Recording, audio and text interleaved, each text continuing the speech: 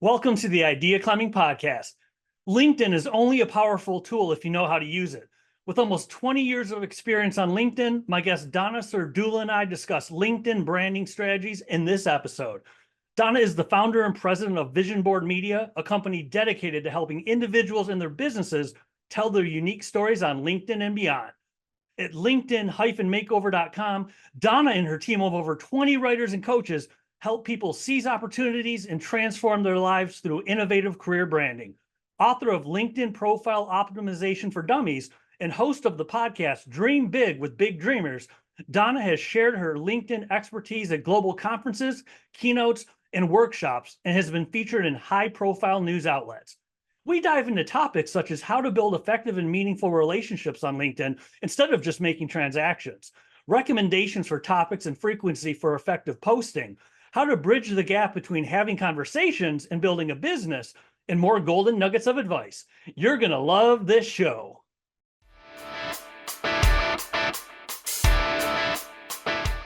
Welcome to the Idea Climbing Podcast, Donna. I appreciate you making the time. Mark, happy to be here. And I'd love to get into things with LinkedIn about relationships and building meaningful ones and branding yourself the right way. But first, you're a seasoned veteran with training on LinkedIn and using LinkedIn. What's your story? How did you get into it at the level of actually teaching it, not just using it? You know, my story with LinkedIn starts back in 2005. So that was when I first heard of it. And in fact, it was an old colleague of mine. She had said to me one day, she was like, have you heard of LinkedIn? You should join it. You can get all these opportunities. There's recruiters, like things just drop in your lap. You've got to sign up for it. And sure enough, I remember, signing up, and I was presented with a profile. And it looked like a resume. So I just copied and pasted my really dry, dull, out of date resume in there. And I sort of like leaned back. I was like, okay, opportunity hit me. Like, I can't wait to see what happens here. And Mark, nothing happened. Nothing happened at Oh, all. It seemed like a huge waste of time to me. And I continued with my professional life. I didn't really think much more of that LinkedIn profile for quite some time. Um, I had gotten another job, no thanks to LinkedIn, and I suddenly found myself in a much more cutthroat sales type of environment. And I was dialing for dollars. I was cold calling, and suddenly LinkedIn started to cross my path again, and I was using it to really enhance my cold calling. I wanted to see who these people were that I was reaching out to. And one day I had this epiphany. It was like, wait, I'm looking at all these people, and every time I look at their profiles, I'm always disappointed. It's like I want to learn more about them, and they always fall short. And then it hit me like, wait, how am I how am I showing up? And I oh, right. I looked, and I Googled myself, and my LinkedIn profile was the first thing that popped up, of course. And I look at how I'm representing myself, how I'm presenting myself, and I'm doing the exact same thing all these other people are doing. I've copied and pasted an old, out of date resume, and it looks horrible. And that was my epiphany. It's like, wait, the LinkedIn profile isn't your resume. It's your online presence. It's an introduction. It's your first impression. This is your brand, right? And this is how people perceive you. And by not doing anything with it and not really thinking strategically, I'm letting this opportunity just, fade away. yeah. And so it was at that point that I said, how do I want to be perceived, and what am I trying to do, and who is my target audience? So I really looked at it strategically, and I created a much more aligned profile. Well, as soon as I did that, it was crazy what started to happen. I became a magnet for opportunities. Things started to hit me because I could be found. I was suddenly, people were searching for someone like me, and I was popping up in the search results.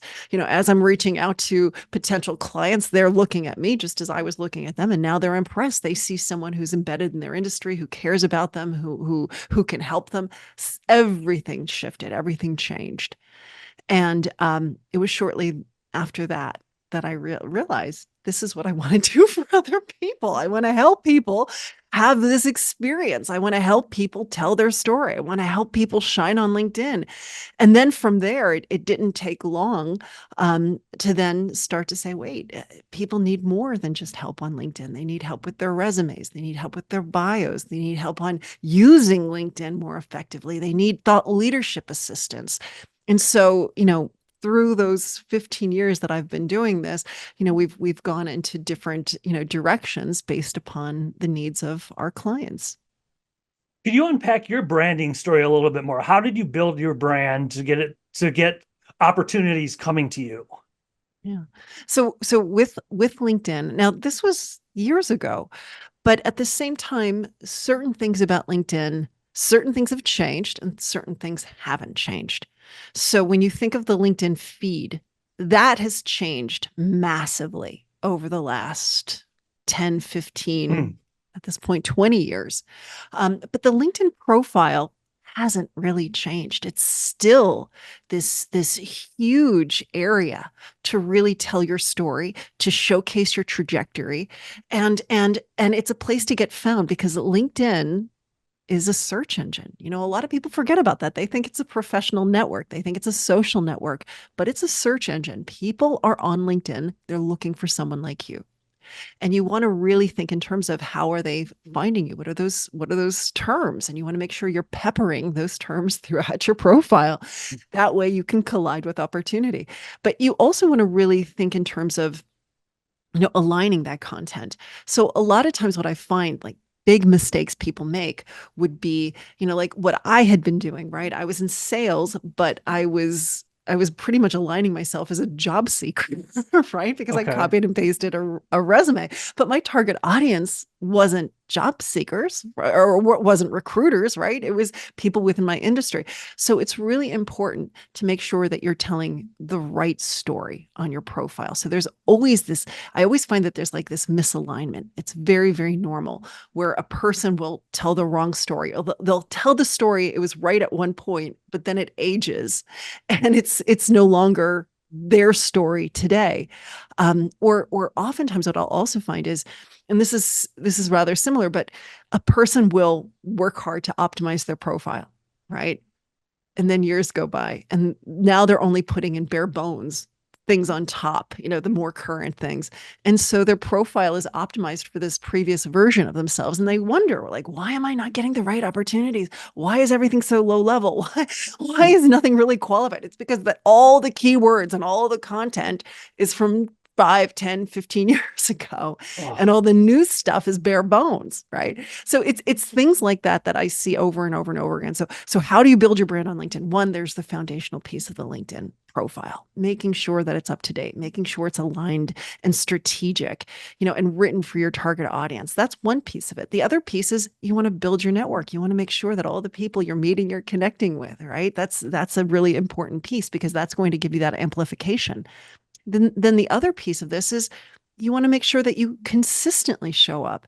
And that's part of the LinkedIn feed, and that's posting and networking. And this is where you can scroll through the feed. Not only are you posting from time to time, but you're also interacting and commenting on posts that are there. So that's what we're trying to get to. What are some things as far as in today's LinkedIn environment? If someone is in that situation that you just mentioned, well, I haven't really updated it in a long time, whatever the length of time would be, just a long time, I haven't looked at it. I'm going to revisit my LinkedIn profile. In today's LinkedIn environment, what are the best tips you have for people to work on their profile? I think the best thing is, first, think in terms of your target audience, think in terms of your goal, think in terms of your keywords, right? Those are things that haven't changed. They truly are foundational, but you have to think in these terms. You don't want to just sit down and write a profile. You really want to think in terms of, why are we doing this? What are you hoping to achieve? Who's the target? Who's your audience that's going to be reading this? And what do they care about, right? These are important things to be thinking about, especially if you're going to use AI. And a lot of people are using AI now. And AI works great. It can create some really flowery prose and it can, it could tell a story, but is it the right story? Is it a story that's going to actually get people to engage and feel compelled and want to reach out to you? Or is it just filler? And that's something that you have to be careful of. I do find that it's really hard for people to think about where they've been and who they are and where are they headed and what is that story and what's the right story. These are things that you almost need another person to riff with, to talk to go back and forth. Because we sit so close. A lot of times we need that objective third party to help us understand what it is that we're projecting, and does it work, and does it make sense. With LinkedIn, it's public, and it is career oriented. So these are your colleagues, these are your employees, these are your employers, these are your clients and your prospects. So you really want to be careful that you're putting forth the right image, not the wrong image, because the wrong image could be very detrimental. What are some elements of, to use the right story? What are some elements that are involved with telling the right story? I think the right story goes right back to what I was saying, is it's really thinking in terms of what does your target audience need to know about you? What do they care about? But also, what do you want to share, and how do you want to be known? Right? It's who are you? What do you do? Why do you do it? Why does it matter? And what do you stand for? Right. And in some ways with LinkedIn, it has gotten more personal over the years. And I think that's a good thing. I don't think that's a bad thing. When we think of, the other social networks out there, oftentimes people are more compelled to check them out because they're a little bit more interesting. They're a little bit more personal. Right. And so that's what we're seeing. LinkedIn is evolving, and it's bringing in more of that personal story and the personal experiences. It's still a professional network, right? And we want it to be a professional network. We still want it to be career oriented. But at the same time, it's finding that balance with, what's personal, what's professional, and then what's too personal. It's really, I don't think it's that hard though, really, to find that balance, because if you can think of yourself when you are in your work environment, when you're in your office, when you're out networking, there are areas that you're open to, and you want to hear from other people, and you want to, talk about. And it could be that a child, graduated from college, or, it could be things like that. It might just not be the actual pictures Yeah. of it, or the absolute granular details of it. So it's really, understanding that what you deliver in that corporate environment is still very much what you want to be delivering within the LinkedIn platform. Well, once you build your brand and start telling your story the right way, how can you build effective and meaningful relationships and not just have a series of transactions? Because we all get those emails, Yeah. someone sends a request, oh, I loved your profile, and the first thing is boom, and you want to buy something from me? Mm-hmm. How do you, once you have the right profile, start attracting the right people, build meaningful relationships through LinkedIn? Yeah. I think one of the ways of doing that is making sure that you do have a strong network. And it's not a network that is full of fluff, but it's a network that, it's these people that you've met, you've known, you want to connect with. They're within your industry. That's an important piece of it. Once you have the right network, and it's one that you're curating, and you're broadening and growing. When you are on LinkedIn and you go in, don't feel don't feel compelled to just, like, think of it as like a numbers game. I mean, in some ways it is a numbers game, but look at, go through, scroll through, and truly comment, like really see what people are writing, and comment. That's, I think, a big missing part of it. It's posting, but also commenting, and then following up and having these one-on-one discussions. It's there's a lot of companies out there, and I do think there's a place where, you want to, put forth invites, and have those types of messages. But at the same time, I almost feel that if you can look at it in a much more personal way, and really make sure that when you are reaching out, you're reaching out knowingly, and you're genuinely with the idea that you're really it's not just a slam dunk, but it's, hey, I want to learn more, and let's talk, and let's maybe get off the LinkedIn platform. Let's stop hiding behind a send button. I think you're going to find more success. So what do you recommend for posts, whether it's the lengths of posts, pictures or no pictures? How personal should you get? What recommendations do you have for people that want to post more often on LinkedIn? Yeah. Well, I think one of the things is, don't be afraid to post, right? I think a lot of times, and when you look and you see, most people don't post at all on LinkedIn. Most people are just lurking. So I would say, free yourself from that fear, and just say, look, I'm going to post. I'm going to post. Maybe it's once a week, or maybe it's once every 2 weeks. But commit to saying, I'm going to post, and don't get too tied up in, oh my goodness, what am I going to post? I want you to post. I want you to post. That's an important piece. But when you start to think, okay, what can I share? It could be, just a brief, you could start off with an introduction. Like, let me reintroduce myself to my network. This is who I am, and this is what I do, and this is what I care about. And then from there, I want you to start to think, not so much in terms of, let me sell, but how can I help? How can I educate? How can I add value? How can I inspire? How can I motivate? Right? Those are the things that I want you to be thinking more about. And so think in terms of, what are things that you're constantly talking to your prospects about, or teaching your clients? What does the industry need to know? What kind of education can you bring? And that's what I want you to focus more on. It's giving that type of a value.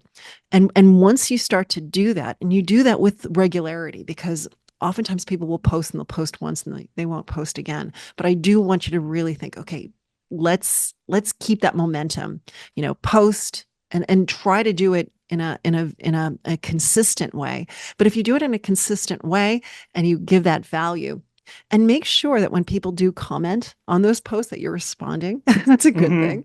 I often see that people don't, but make sure that you're looking at this as a way to interact, as a way to engage. And when you do that, good things happen.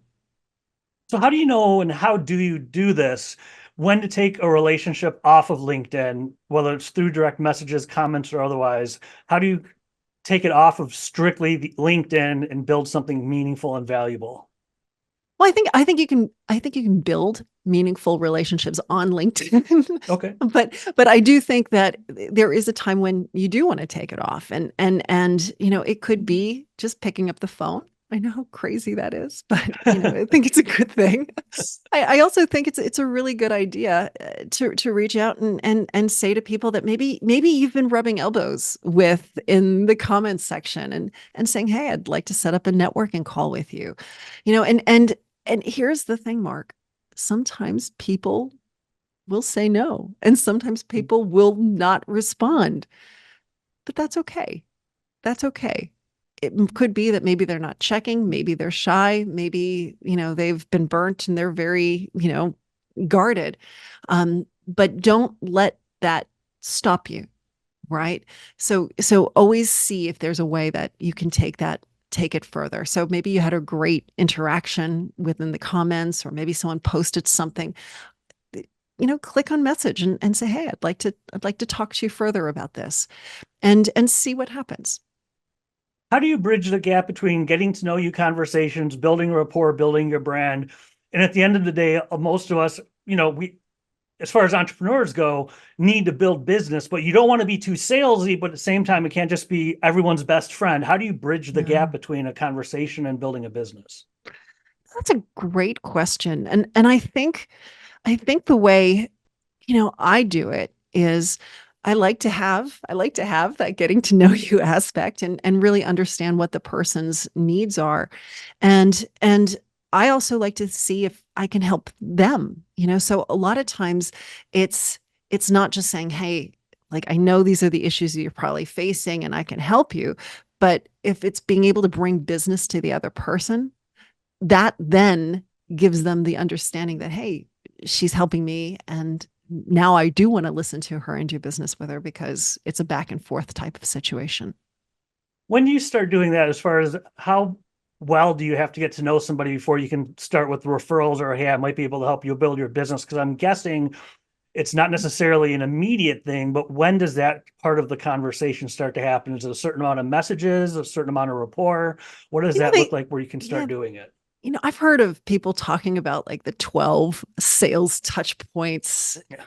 I don't know if you can really put a number on it, right? Everyone's different. Some people you talk to and you immediately have that rapport and that chemistry, and you feel really good about them. I think there's some people who fit in that, and you almost immediately want to start, talking to them or sending them business, or having more of a partnership. And then there's others that, it takes time to build. And it might be something that, it will take, weeks or months or maybe even years. But I don't think it's a one size fits all. I think it's one of those things where you have to sort of trust your gut and see how it fits. We've covered a lot of ground in a very short period of time. As far as people listening that want to be more successful on LinkedIn, whether it's branding, relationships, something you want to reinforce that you've mentioned or something new, if you were to say, look, if you're gonna get more active on LinkedIn, at least do this one thing. Just do this. What would you say that one thing you should do is? Broadly, broadly, I would say really look at your LinkedIn profile and recognize that, people are looking at it and they want to know more about you. So make sure it tells your story. Make sure it's up to date. Make sure that it aligns with your target audience. Make sure that it represents you authentically and genuinely, and gives people a real good taste of your brand, of who you are, and what you do, and why you do it. So I would say, if you're going to get active on LinkedIn, if you're going to put ads out there, if you're going to maybe use one of those bots that's auto sends, or even if you're just going to get active yourself and start to comment and post, at least make sure that you've got that strong foundation there. You're representing yourself well, and you're letting people, see who you are. This has been great. And if people want to find you online, what's the best place or places to go? Well, believe it or not, you can find me on LinkedIn. I figured that was coming. That's a pretty obvious one. But you can also visit my website, linkedin-makeover.com. That's my website where you can see all our services and our pricing, and that's also where you can book time on my calendar for a consultation. And if anyone's just listening, it's Donna Serdula, Serdula on LinkedIn. Donna Serdula. Thank you so much, Donna. I appreciate you making the time. This has been great. Thank you for having me. And scene. And scene. Do we know?